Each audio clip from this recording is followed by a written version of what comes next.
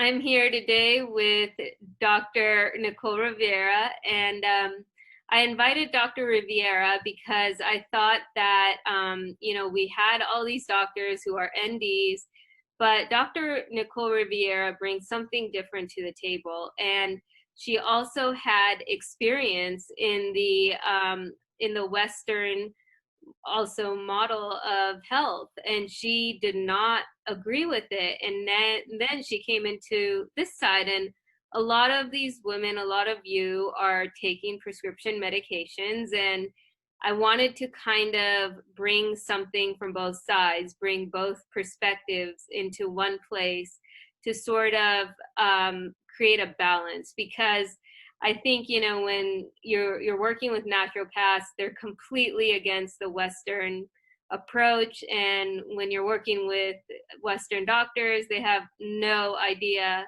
on natural methods whatsoever. So I thought this would be a great balance to bring Dr. Nicole Rivera. And something else I learned about Dr. Nicole Rivera was she also has a lot of different interests that don't really pertain to natural healing, like neurology, fitness, all sorts of fun stuff. So that was amazing. And then I found that she's not about just healing these different diseases, but she's really passionate about healing the symptoms from these chronic illnesses. So I will let Dr. Nicole Rivera sort of introduce herself and maybe share her story of how she got started and why.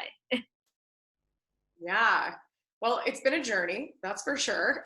So I would say, in the beginning of getting into this world, I grew up like everybody else. We were just talking how, there's obviously such a Western influence in all of our lives. And I didn't grow up eating healthy. And I grew up that, antibiotics were the solution for everything. So it's something that, I understand where people are at, in their journey. We're just kind of subscribing to what is the normal and what's the common belief. But I think that a lot of us dabble in this world or, start asking more questions at a certain point in time when things aren't making sense or we're just not getting better.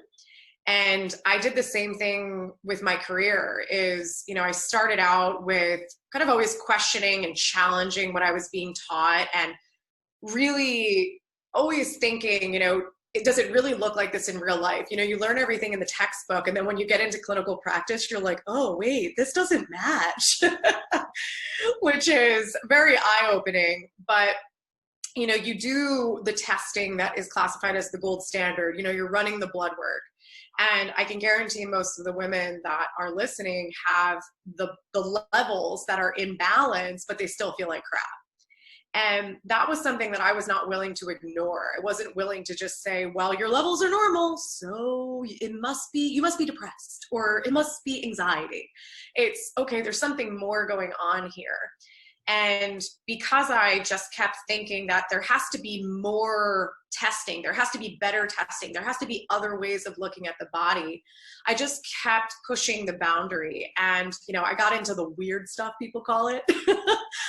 But really, I started to look at bridging the gap between, your gold standard of your blood work and then looking at DNA-based testing and then looking at bioenergetic testing, which is the foundation of Chinese medicine, and really starting to look at the data from all of it and neurology and looking at how it all pieced together for the patient. And that was a really awesome evolution. But then what I realized is I had all these great tools from a testing perspective, but I had limited tools from a healing perspective. So that's the thing with this functional medicine world is they teach you all this fancy testing and you're like, oh, I figured it out. But then your approach is either diet, supplements, and maybe a little bit of medication if you need it. And that also got me questioning, okay, but we're only working on one aspect of the body, the biochemistry. Like, what about the rest? Like, what about the neurology? What about the emotional side of things? Like, what about trauma? What about scar tissue? What about the physical body. And I'll blow your minds later when we talk about the physical elements of Hashimoto's. But that was the second evolution, was to start to expand the healing modalities and understanding that it's all about how you do it. It is not about necessarily what you do, but it's about bringing strategy into your healing process. There's so many people that have come to me and they're like, well, I've done infrared saunas. Well, I've done the medication. Well, I did supplements and none of it worked. And sometimes it's not that they didn't work. Sometimes they weren't done in the right way.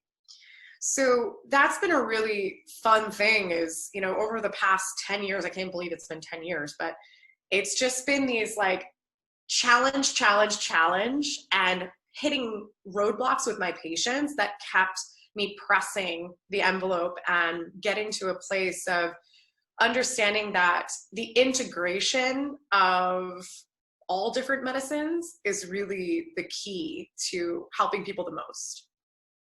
Absolutely. And I think a lot of the women in this group, they come to me and they're like, well, you know, my diet, like you look at their diet and it's cleaner than probably 95% of America.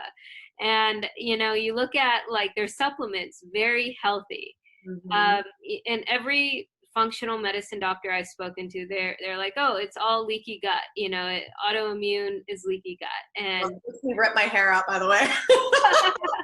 The gut is so important, but it's like everybody blames everything on the gut nowadays, and I'm like, no. So what's your take on that? Is that a misconception? Is that a myth, or where do you usually start? So where we start is definitely different person to person. But when it comes to the gut is very important for a lot of reasons because it does play a huge role in the immune system, and it plays a very big role in the amount of inflammation that you have in your body. But the thing is that unfortunately in this day and age, everyone has a messed up gut. And it's because there's so many chemicals and pesticides in everything we put in our bodies and everything we put on our bodies. So if we're going to try to say that if you heal the gut, you're going to heal everything, then that's a huge misconception. There's definitely many people that that's part of their puzzle, but there's usually other components. And the thing with Hashimoto's is that I worked with so many cases of Hashimoto's and women that have been all on different supplements, medications, like different procedures, you know, you name it, I've seen it. And really the common denominator with these men and women is that there was always a structural and lymphatic issue. So when you really think about just the anatomy of the location of the thyroid being smack in the middle of the neck, it is surrounded by tonsils, a bunch of lymph nodes, the teeth, the lymph of the jaw, the sinuses. Mm-hmm. So when you start to ask questions to, you know, even the people in this group, how many of you have had sinus infections? How many of you have had even just low-grade sinus issues, or you snore? Some of you might have sleep apnea. How many of you have tonsil issues, had chronic strep when you were a kid? Maybe it was in your throat. Maybe you had chronic ear infections. That's usually also caused by strep. How many of you have had your tonsils removed but still get sore throats occasionally? How many of you, your neck hurts all the time, but when you press on it, it feels squishy or lumpy because that's all in your lymph nodes? So how many of you don't really sweat, or you get a bunch of ingrown hairs in your armpit because the lymph from your neck goes all the way down into your armpit? So how many of you get breakouts all along your jawline? How many of you have root canals, dental fillings, have had teeth pulled that got infected? All of those things are some of the biggest contributing factors to Hashimoto's. That's so true, because when I was young, I had my tonsils taken out. You know, in my lymph nodes, like every day I would wake up congested, like my sinuses, and I felt like, you know, this congestion was inflammation. And There was no reason why I would have walk outside and I would be congested and everybody would be normal. Yeah. And the only thing that had helped me at that point was doing coffee enemas, and that cleared everything up. And I think, you know, like when you look at it from that perspective of all these different symptoms in that structural area, it totally makes sense that that's like the sign. But what do you do about it, you know? So this is actually such a crazy story. I had this young girl who had Hashimoto's, and it wasn't until probably like halfway working with her that we were talking about something. I think we were talking about her skin. That's what it was. She's like, you know, I just still like get some breakouts on my jawline. Even though like most of her thyroid symptoms resolved, her antibodies were practically normal. And we were talking, I was like, well, have you had any dental work? And she's like, well, not recently. She's like, but I have been, you know, I have a lot of irritation in my gums in the lower part of my jaw. You know, it really actually started after I had a really bad infection that my entire jawline turned green. And I was like, wait, what? Wait, let's backtrack here. You didn't think to tell me this when we first got started? So, and it was just like at that moment, I was like, well, there you go. Because she had so many infections in the glands and the lymph of her neck. And I explained to her that that was a huge connection to why the immune system was coming to this area. It was actually coming to the area to clear out all of the toxicity and the infection. But it was creating such a massive inflammatory response, and the thyroid was like in the line of fire. And so being able to get the lymph working, that made a huge difference. But it was interesting because once we were able to resolve some of the residual issues in the dental area, that was when her skin completely cleared up and her antibodies were completely normal. So, and people should know that.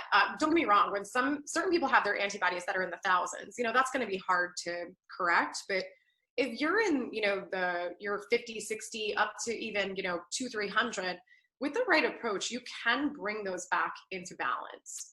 So when it comes to this area here, it's really just a matter of targeting, you know, like, do you have certain things in your sinuses that shouldn't be there? I see strep in people's sinuses all the time. I see fungus in people's sinuses. And I'm not necessarily talking candida, but mold. Like, there's a lot of people that have been exposed to mold, and some of the telltale is that you're allergic to penicillin or amoxicillin. If you have an allergy to that antibiotic, that's usually because you've been exposed to penicillium, which is a mold. So that's definitely something that I see really often.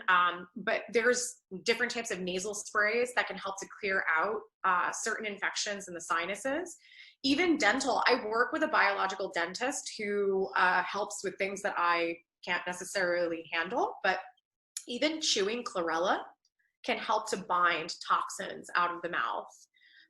And of course, you know, some people have fillings in their mouth that they've had for a really, really long time that are leaching.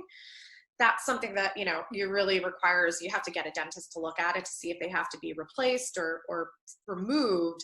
But overall, if you have bleeding gums or if you have just like a receding gum line, chewing the chlorella really clears up the bacteria, helps to balance out, you know, what's going on in the mouth, which will then further help the thyroid as well.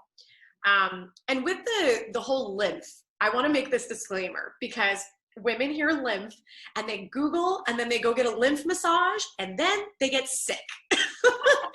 So I'm going to make this disclaimer now. Please don't go do that, because if you have a lot of stuff in your lymph and you go and manually stir it up, you might get sick. You might literally get strep throat and be like, what the heck? So just know that sometimes you have to take like a slow and steady approach to the lymph. One of the things that I find is pretty safe and effective is an infrared sauna. So, but the interesting thing about that is infrared saunas, they heat you from the inside out, almost like a fever would. So the first time I ever went into an infrared sauna, it took me an hour and 15 minutes to sweat. You're supposed to sweat in 10 minutes. Oh my So God. I had many lymph issues in my life. Wow. So that was very eye-opening because my journey was a little bit different. I wasn't Hashimoto's, but I had a lot of mercury toxicity. I had actually a lot of parasitic infections from being a sushi connoisseur. Oh my, So I had, a journey of trying to resolve that. And I was always focused on the gut, the liver, the liver, the gut. And I hit so many roadblocks and it was very frustrating. And like what you said before, I was the best diet, juice, smoothie, kale salad, all the like 45 supplements. I did it all. And when you don't see the progress that you hope for when you're doing that, it is so frustrating and you just want to give up. And for me, that was another reason why I kept looking and digging. And nobody taught me about a lymphatic system. I had to learn that on my own. Like nobody talks about that until you have lymphoma, which is cancer. yeah. So, I realized that I'm almost positive I grew up in a house that had mold because that was a huge issue for myself. And, that was a big culprit why my lymph really didn't work. And I had chronic sinus issues and all of that. So getting the lymph working properly is key. But again, you have to do it gently and strategically. Totally agreed.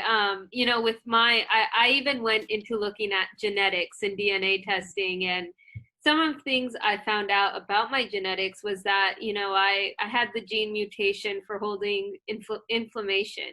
Mm-hmm. I had the gene mutation for prescription drugs and like Tylenol. So like if I took any of that, I would be in trouble basically. And the other one I was like, it was about oxidative stress, and these are my genes. And so I had to figure out, okay, should I turn these off? How do I go about turning these off? What diet, what supplements do I take for that? And that's sort of the approach I took because, like a lot of these doctors I went to, they were trying to heal my gut. And I had all these I had EBV, I had HHV6, I had, parasites and all sorts of stuff. all sorts of triggers, and I'm like, okay, so I got rid of these infections, but nothing is like my symptoms are still persisting, and I couldn't figure it out because like all these, forums and everything on Facebook and support groups, they're all about like healing the gut. But I'm like, you guys are sort of missing the big picture here. You're missing the DNA testing. I mean, for me, besides my sinus congestion, which makes sense, why the antibodies were over there. But I think, over the years of doing the prednisone, it killed my adrenals. And once I started healing my adrenals by just raw adrenal concentrate at first, my thyroid numbers bounced back to normal. Mm-hmm. So do you see that often? Like, do you heal the adrenals? How do you go about that? Or is that just a myth? No, not at all. I find like when we do our testing, I take all of the data, and a lot of times people do have a lot going on. Like you just said, you're finding infections. Unfortunately, a lot of people have these things. They have infections. We live in a world that it's impossible that you don't have toxins in your body. So in the beginning of my practice, I was so focused on that. Kill the bad guys, like bind the heavy metals. And you find that some people get better, and then there's a portion that don't. And what I started to realize is that it's not always about killing or binding, because if it can't leave the body, it doesn't matter. So you have to make sure the pathways of elimination work. Does the liver and the gut work? Does this person poop? Yeah. Are the kidneys working properly? Is the lymphatic system draining? So I always want to look at those pathways, like how well are those pathways working, or are they not working? and what can I do to start fixing that foundational issue. And after we tame some of that inflammation and make sure that those pathways are working, now we start to really see, okay, now we have more of an accurate measure of where's the adrenals, where's the thyroid, where's the hypothalamus, how are they communicating, are they not communicating? And in certain scenarios, we find that the adrenals are the root for certain people. But then there's some people that we find that they've had so many things going on in their gut or other infections like Lyme disease, that those infections gave off endotoxins that suppressed the pituitary gland. So their problem is more control center based. So we find that, you know, we're going to support that in a bit of a different way, opposed to supporting the adrenals. But then you have, like, we live near New York, so we have the, you know, burn the candle at both ends. I commute 3 hours each way. I don't eat all day because I'm too busy to, you know, and then I also work on my laptop until midnight when I get home. You know, we have those people around here. So those people, you know, of course I'm looking at their adrenals and finding that they're burnt to a crisp. So yes, that is definitely the case for certain individuals. But, you know, the beauty of it is being able to look at all the data pieces, but also look at their life, like look at what they're telling you about their life, and being able to know, okay, is it truly, you know, an adrenal issue, or is this more of a neurological component as well? So it's really great when you're able to decipher and then obviously help to fix the root so that the thyroid can start to heal. And like some of so what's your approach to like healing the hormones? Because a lot of natural doctors feel that, you know, if you heal the gut, the hormones will get balanced and jump back to place. Or do you feel that you should take a supplement, you know, like a bioidentical hormone or something of the nature to sort of balance it out? So the hard thing about hormones is that your body is super smart. So when you're putting something in that is mimicking a hormone, like a bioidentical or any hormone replacement in general, is that your body says, oh, that estrogen is here. Well, okay, well, I better not make it. So now we don't have too much. So you create a negative feedback loop. And now the ability for the ovaries to make the estrogen becomes compromised. So then you come off of your bioidentical, and women will be like, oh my gosh, my hair is falling out. Everything's terrible. My nails are falling off. Like they spiral. And then the doctor's like, woo, well, got to go back on. So I don't love that approach. And I also, the way that I even look at supplementation is I will use certain things in an emergency. Like if someone cannot sleep, they have massive insomnia, I'm going to give them something that is a nutraceutical that's going to help them to sleep so they can heal. But I never want to use that long term. And I also never want to see that my patient takes something and then they come off of it and they go backwards. Yeah. Because it's all about a cumulative effect. So I definitely agree with the fact that, yes, maybe it's the gut, but it's, if you get the body working as a whole and you improve the function, especially of the liver, but if you get the function of the liver working and the gut and the kidneys and the lymph, you're going to decrease a ton of inflammation, which is going to take a huge burden off of the ability to produce hormones. So if you're able to remove that burden and allow the hormones to self-correct, great. It's not always that simple for every person, but if I have to help to assist in the, you know, hormone balancing or getting the hypothalamus to talk to the adrenals or vice versa, I want to use approaches that are going to move the body forward and not necessarily create a reliance. So that's, I think, the key thing is, like, if a patient uses something and comes off of it and is like, I went backwards, I know that that wasn't the right approach. I know that they need something different in order to give the stimulation or get the connection made and then be able to come off of it and sustain that progress. Right. And like dealing with Hashimoto's patients, what other misconceptions have you seen?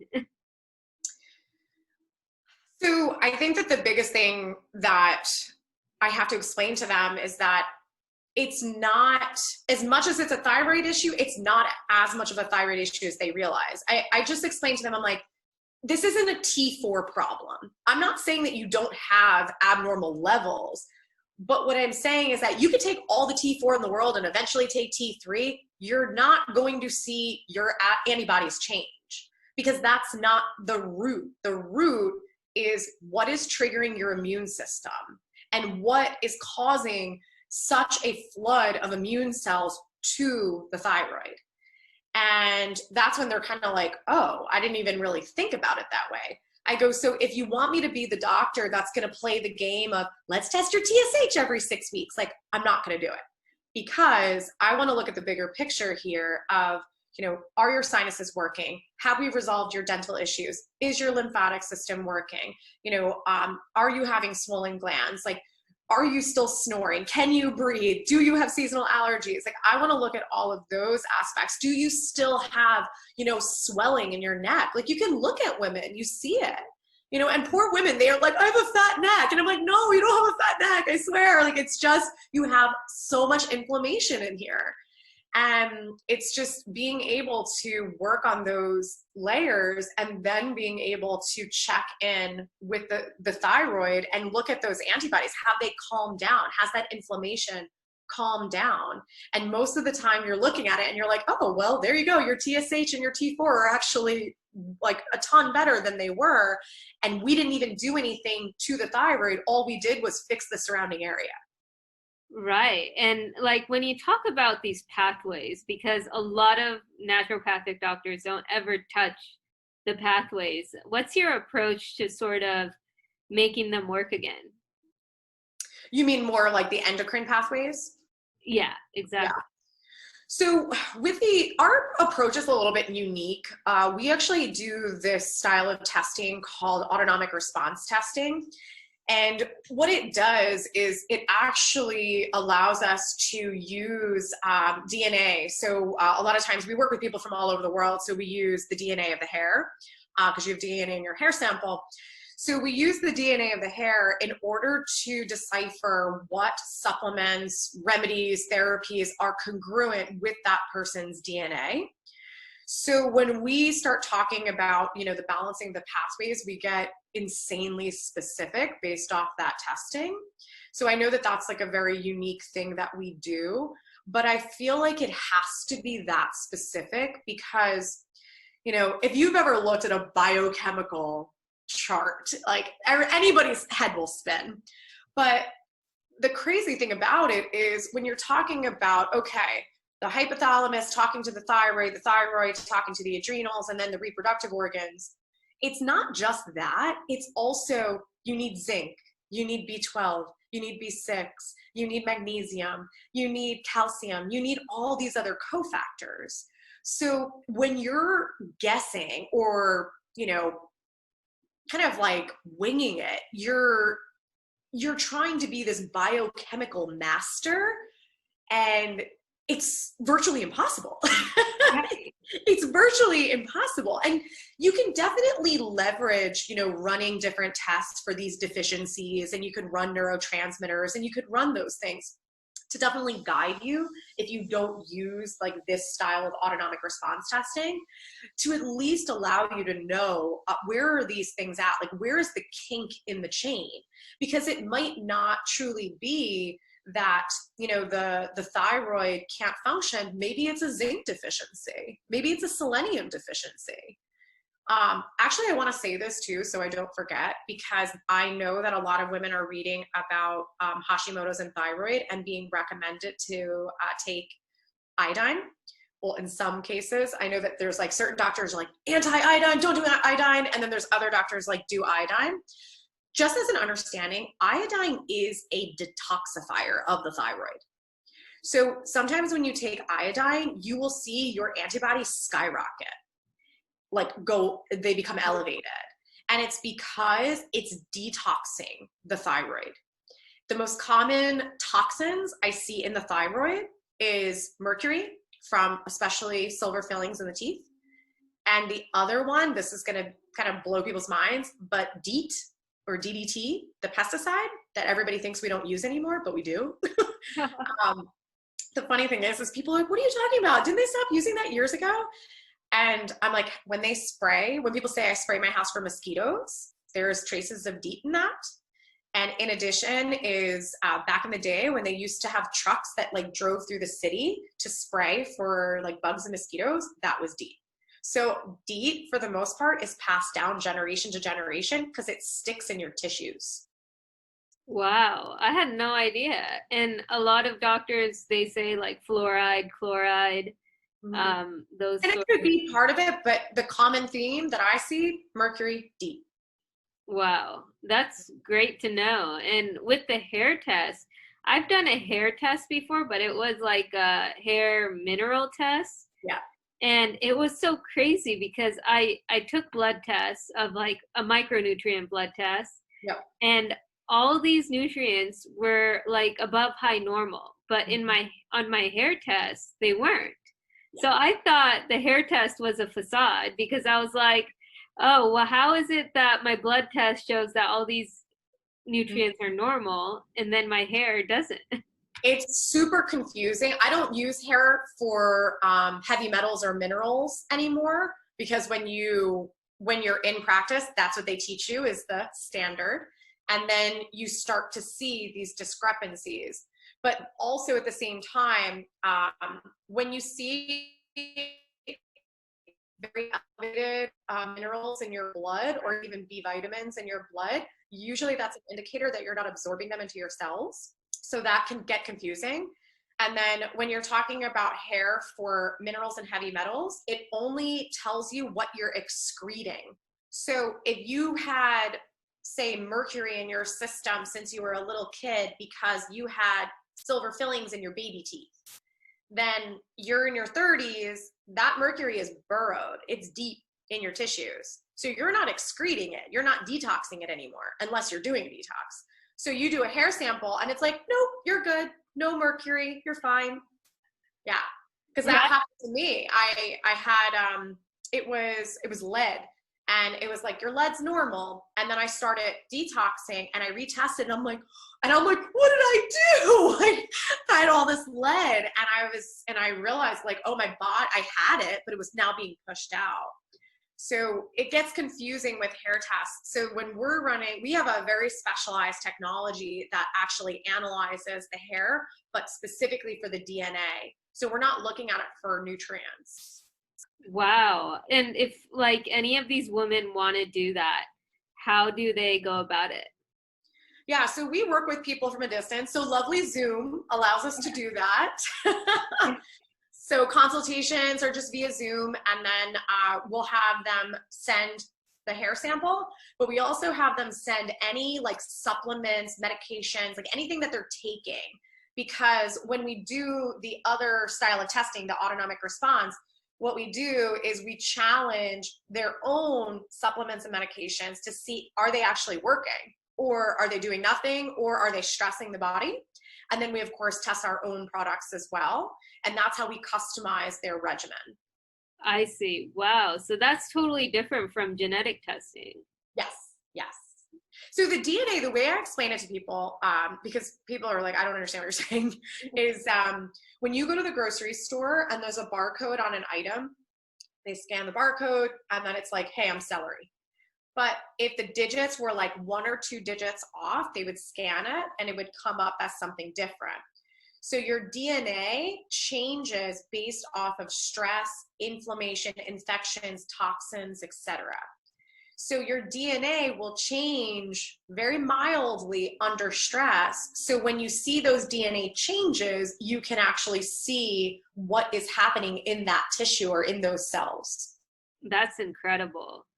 So one other thing, a lot of these women, they have normal thyroid levels, but they're still feeling symptoms, hair loss, brain fog, anxiety. Where Mhm. are these symptoms coming from then? More than likely, it's neurological. And I don't want that to sound scary by any means, but everything that we just talked about with the sinuses and the dental and potentially the lymph nodes being clogged, we also have to think about blood flow. So, blood flow goes in and it also drains out. Your brain has a very intense detox system. So, and people are like, really? And I'm like, yes, harmful things can come in contact with your brain. And obviously, that's bad. So, your brain has a built in detox system called the glial system. And that is designed to like deal with anything that is bad. But if you think about just, anatomically, if you have a bunch of congestion in these lymphs, and maybe it's to the point that there's like even adhesions, or you've had whiplash, or you've had head injuries, and it could have been concussion, or it could have been like you hit your head skiing. All of those things are going to affect blood flow in, which then means less oxygenation, and then it's also going to affect blood flow out, which is when people get pressure, which we call headaches. Wow. So if we have headaches, if we have migraines, if we have cold hands and feet, so many women do, and they get told it's your thyroid. But it's not that cut and dry. It's if you have cold hands and feet, you're having a circulatory issue out to the farthest parts from your heart. Think about your head. It's also far from the heart, but it's also your blood has to go against gravity. Mhm. So when we start to have issues with the blood flow in and out, and even cerebral spinal fluid flow, and the blood brings the oxygen to the brain, which is one of the major nutrients it needs. The cerebral spinal fluid brings the glucose, sugar, to the brain. That doesn't mean go eat a bunch of Snickers, people. But your brain does need sugar. So the cerebral spinal fluid brings that to the brain. So these two things are what gives the brain fuel, which also means it gives the hypothalamus and the pituitary gland fuel. So if you're not having, proper balance of either one of these things, you're actually going to have issues with the hypothalamic function. And then on top of it, if we have gut issues or candida issues, then we get these toxins that are produced by these organisms, infections, and that further suppresses the hypothalamic function. So now we're having a massive signaling issue. So this really throws people off because just because the signaling issue, it might not be the TSH, it might be the ACTH, which is going to stimulate the adrenals, and then the adrenals get burnt out, and then that screws up the thyroid. So there's a lot of possibilities with how the control center is affecting the whole endocrine system, including the thyroid. That totally makes sense because, a lot of the women, like you said, they cold hands and feet. I mean, that could be from a nerve that's not functioning, in your hip that is connected to your foot that, there's no circulation then, right? Yeah. And also too, women that are losing their hair's thinning. Like, and I'm not talking like your hair's breaking. I'm talking like you're losing it from the root. Sometimes that's like a massive circulatory issue. So again, like if your scalp is not getting proper blood flow and oxygenation, you're going to have your hair follicles die. So again, we're sitting here saying, you're getting told it's your thyroid, it's your thyroid, it's your thyroid, but your thyroid is screwed up because you're having circulatory issues to your brain. So it's a very common thing that I see, and it makes me so frustrated that it's being so overlooked, because at the same time, this woman is like, I'm so foggy, I can't remember anything, my anxiety, I'm depressed. Like, they have all of these other neurological cognitive issues that are being ignored, or like go to a therapist, you just need a therapist, or just like take a Xanax. And it's like, no, it's all connected. Very true. And like, how do you get to the root of that? It's like, as a naturopathic doctor, I would think that's very complicated, isn't it? To like discover the actual, because anything can cause anything, right? Yeah, yeah. And to be able to get to that specific Mhm. root, it sounds like next to impossible. It's not, I promise you. I think it's, I have an institute that I teach other doctors, and I see it all the time. They want they want it to be easy. They want it to be like, what technology can I use that prints the report? Like, what's the master blood work? Like, what's the gold standard that, is easy? And my approach is not for everyone, because you have to use your brain. You have to collect data points from various avenues, but you also have to act like a detective. Like, all these things that I'm saying, like, I drill people with questions on their consultation. And sometimes, like, I'm like, listen, I know you're like, why the heck is she asking me that? I'm like, I know where you're at. You have to ask those questions, because the answers to those questions are just as important as the lab testing. So you have to piece it all together. But even too, when it comes to neurological testing, one of my favorite tests that I feel like a lot of people don't know about is called Neural Zoomer. And it's through a company called Vibrant America. And they have really set the bar with doing testing that evaluates the blood-brain barrier. It evaluates viruses in the brain. It evaluates blood flow to the brain, inflammation to the brain, that immune system of the brain. It evaluates all of that. So you can get a really key understanding of what's going on in the brain just by looking at that. That totally makes sense. And that would make sense to anyone dealing with anxiety, brain fog, any Yeah. of these sort of issues that's sort of slowing them down. And there's also other tests like the Zyto scan. What do you think of these tests that are like you put your hand on something, or like muscle testing? How do you feel about Yeah. those type of tests? Yeah, so we don't use Zyto. We actually have a technology called the Bioscan. So the Bioscan, again, like, this is the data points that I'm talking about. So the Bioscan is a bioenergetic test. So the way that I explain to people, I go, you hear about people that go to acupuncture, right? And there are certain people that swear by acupuncture. They're like, oh my gosh, my migraines were gone. I got pregnant, like, right away. Like, it's the best thing in the world. And then there's other people who are like, doesn't work. Like, I didn't even feel anything. Like, you hear that. And it's not that it works or it doesn't work. It just is a matter of, does that person have a bioenergetic problem or do they not? So when you're talking about acupuncture, they're putting needles in a meridian. That's a really hard thing for people to understand, like, what the heck a meridian is. A meridian, so the same way you have blood flow to your gallbladder, you have a meridian, an energy channel to your gallbladder.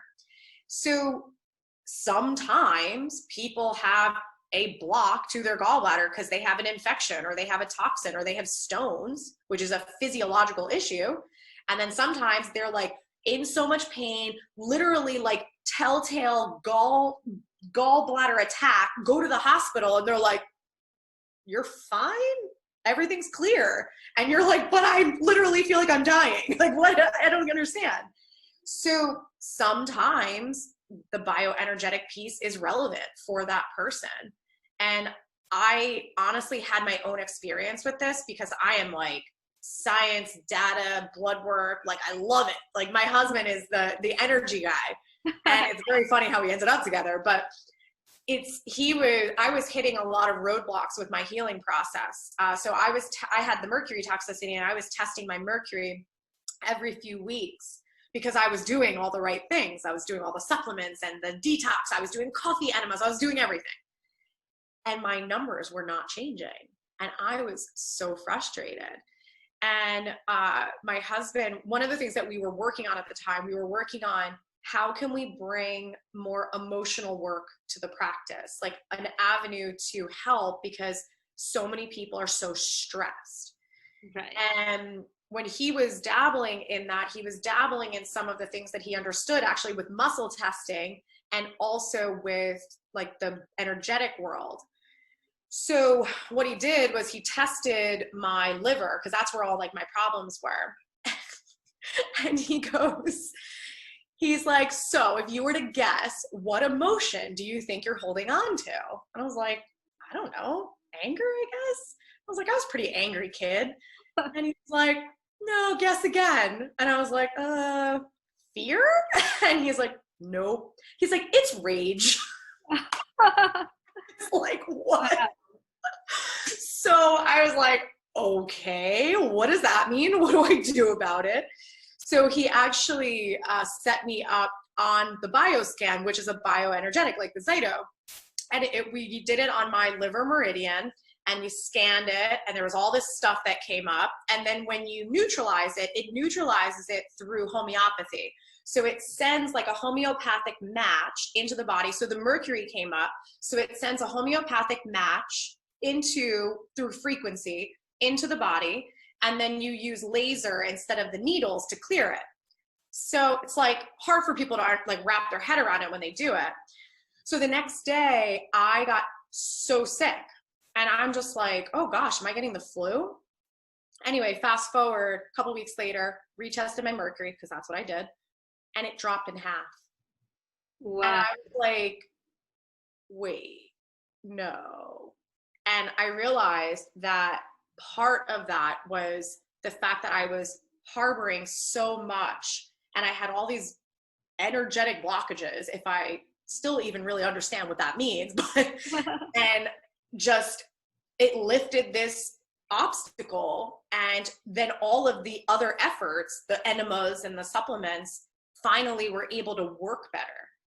And it was just such a eye-opening moment in my career that I was like, whoa, I can't ignore this. It doesn't mean that everyone has that problem, but I look at it now. I look at it to see, okay, is this part of your puzzle or is it not? And I think that that's really important, because when somebody hits a plateau, it's not about like, oh, well, sorry, you just have to live with it. Like sometimes there's another layer.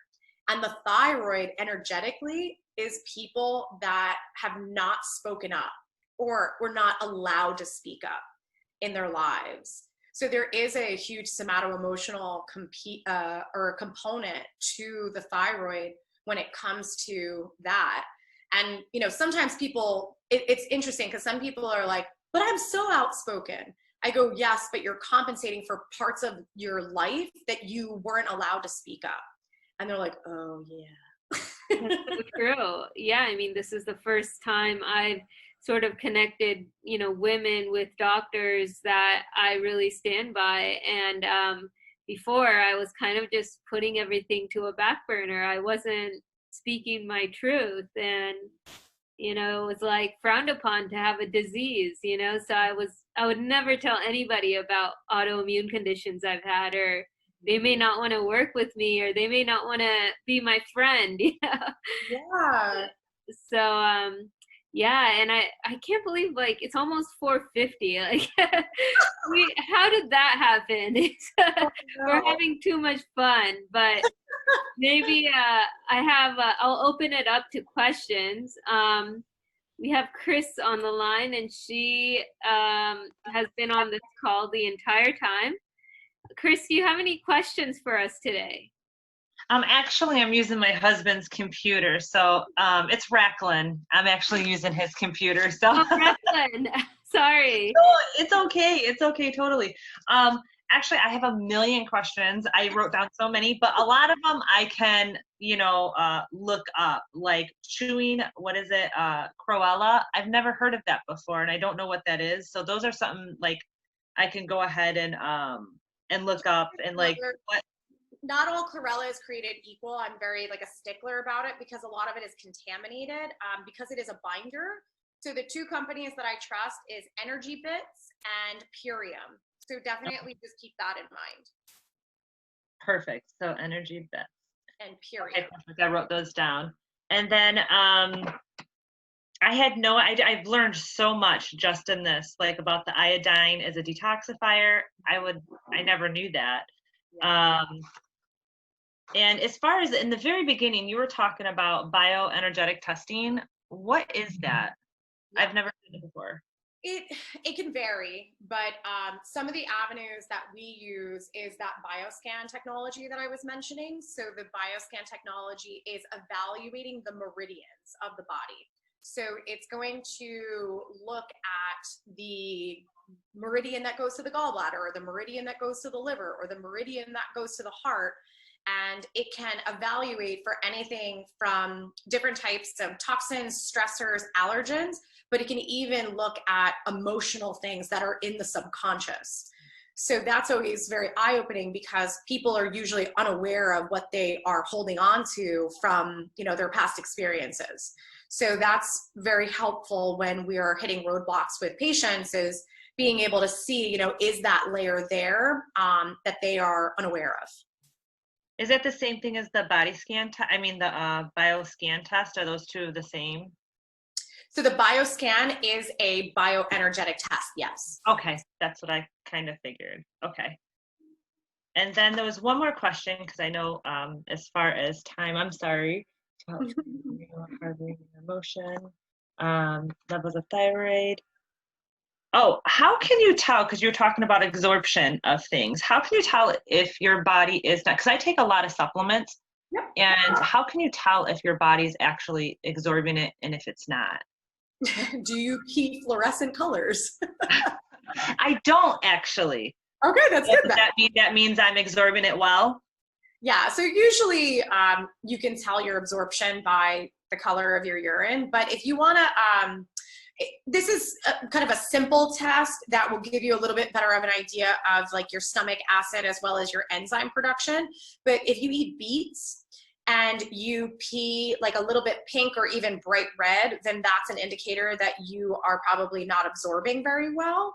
But if you eat like actual red beets and your urine is pretty clear, then you know you're absorbing well. Okay, that makes sense. All right. And then the other stuff I can just easily kind of look up. But gosh, I really appreciate you, and I really appreciate you being on here, because I've learned so much just in this hour. That's why you should attend more of them. Great. Well, thank you so much, Dr. Nicole. And I think I'm going to even try this DNA test, because I've never heard of it before, and I always like trying new things. Yeah, it'll blow your mind in a good way. Great. Well, I mean, if anybody wants to get a hold of you, how do they? Yeah, so our website's integrativewellnessgroup.com. I know that's like the longest email ever, or URL. But if you do head over to our website, definitely take a look at our webinar archive. I actually did 48 webinars last year.